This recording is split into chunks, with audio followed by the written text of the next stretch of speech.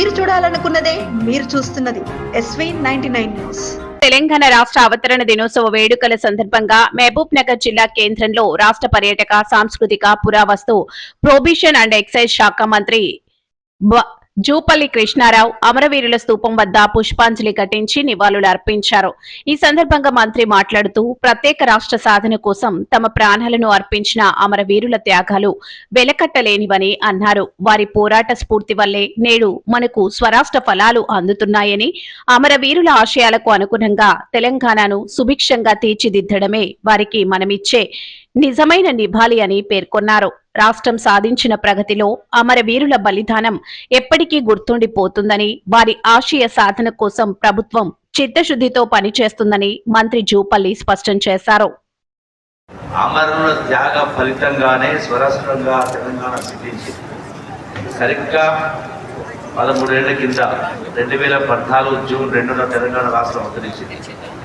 ఈ ఆవిర్భావ ఉత్సవంలో భాగస్వాములు అవుతున్నందుకు మనమందరం సంబరపడాల్సిన రోజు, గర్వపడాల్సిన రోజు.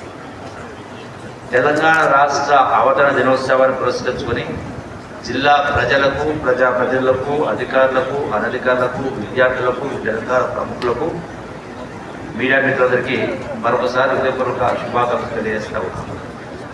తెలంగాణ రాష్ట్ర సాధన కోసం సాగినటువంటి మహోద్యమంలో పాల్గొన్న ప్రతి ఒక్కరికి అభినందనలు తెలియజేస్తా ఉన్నాను.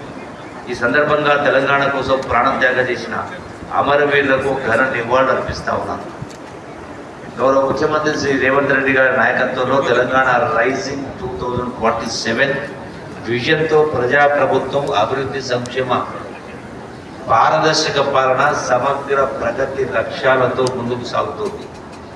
గత ప్రభుత్వం చేసిన ఆర్థిక మరియు వ్యవస్థల విధ్వంసాన్ని సరిచేస్తూ పాత అప్పులను, వడ్డీలను కట్టుకుంటూ పాలనను గాడిలో పెడుతూ ఆర్థిక క్రమశిక్షణను పాటిస్తూనే ప్రజలకు ఇచ్చిన వాగ్దానాలను నెరవేర్చడానికి శక్తివంచన లేకుండా కృషి చేస్తున్నాం.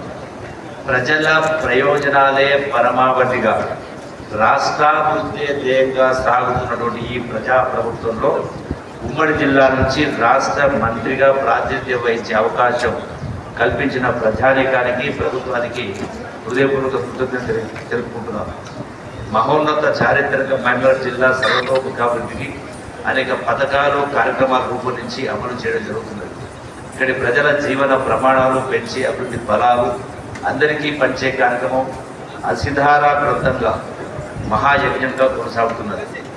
రాష్ట్ర అవతరణ దినోత్సవం సందర్భంగా మహబూబ్ నగర్ జిల్లాలో అమలవుతున్న అభివృద్ధి, సంక్షేమ కార్యక్రమాల పురోగతిని మీ ముందు ఉంచుతున్నాము. ప్రజల ఆకాంక్షలు దృష్టిలో ఉంచుకొని ఈ ప్రజాప్రభుత్వం అభయస్థం పేరుతో ప్రజాహిత పథకాలు అమలు పరుస్తుంది. అలాగే మేము అధికారంలోకి వచ్చిన వెంటనే అమలు పరిచిన మొదటి వాగ్దానం ఉచిత బస్సు ప్రయాణం. ఈ పథకం ద్వారా జిల్లాలో ఇప్పటికే దాదాపు 3.39 కోట్ల మంది మహిళలు ఉచిత బస్సు ప్రయాణాలు చేసి దాదాపు 163,70,00,000 రూపాయలు ఆదా చేసుకోవడం జరిగింది. అలాగే గృహజ్యోతి పథకం ద్వారా 136,079 పేద మధ్యతరగతి కుటుంబాలకు 200 యూనిట్ల వరకు ఉచిత కరెంట్ అందిస్తున్నాం. ఈ పథకం కింద ఇప్పటి వరకు ప్రభుత్వం ఈ జిల్లాలో 89,89,00,000 రూపాయల సబ్సిడీని అందజేయడం జరిగింది. అట్లాగే వంట గ్యాస్ సిలిండర్ భారం నుంచి మహిళలకు ఉపశమనం కల్పించేందుకు 500 రూపాయలకే గ్యాస్ సిలిండర్ను అందించే పథకాన్ని ప్రభుత్వం ప్రారంభించింది. ఈ పథకం కింద ఇప్పటి వరకు 1,27,056 మంది వినియోగదారులు 4,13,000 గ్యాస్ సిలిండర్ వినియోగించుకొని 11.35 కోట్ల రూపాయల సబ్సిడీ పొందడం జరిగింది. అట్లాగే 95,408 మంది చేయూత పెన్షన్దారులకు 23.8 కోట్ల రూపాయలు పంపిణీ చేయడం జరిగింది. అర్హులైన వారికి నూతనంగా మళ్ళీ కొత్తగా 2 లక్షల పెన్షన్ మంజూరు చేయబోతా ఉన్నాం. అట్లాగే ఇందిరా మహిళా శక్తి పథకం ద్వారా రాష్ట్రంలోని 1 కోటి మంది మహిళలను కోటీశ్వరులను చేయాలనేది మా ప్రభుత్వం యొక్క సంకల్పం. ప్రభుత్వం ప్రతిష్టాత్మకంగా అమలు చేస్తున్న ఇందిరా మహిళా శక్తి పథకంతో మహిళలు ఆర్థికంగా ప్రగతి సాధిస్తూ ఉన్నారు.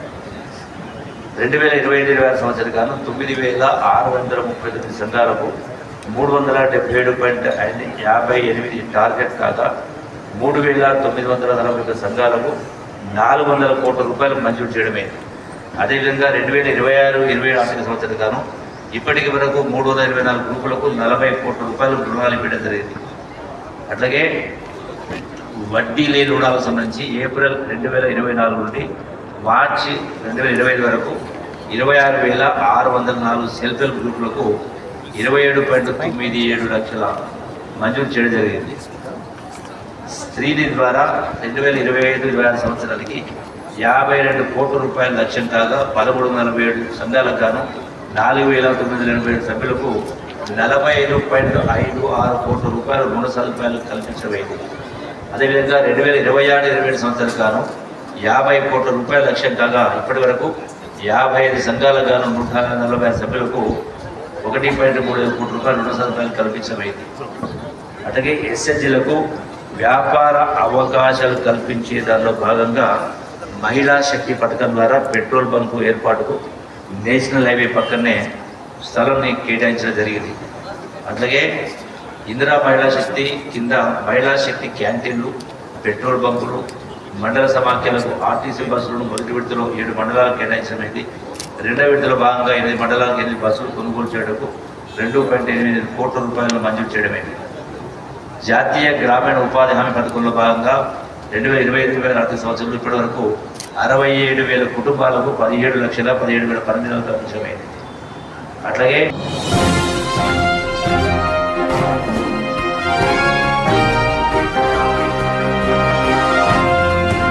మీరు చూడాలనుకున్నదే మీరు చూస్తున్నది SV 99 న్యూస్.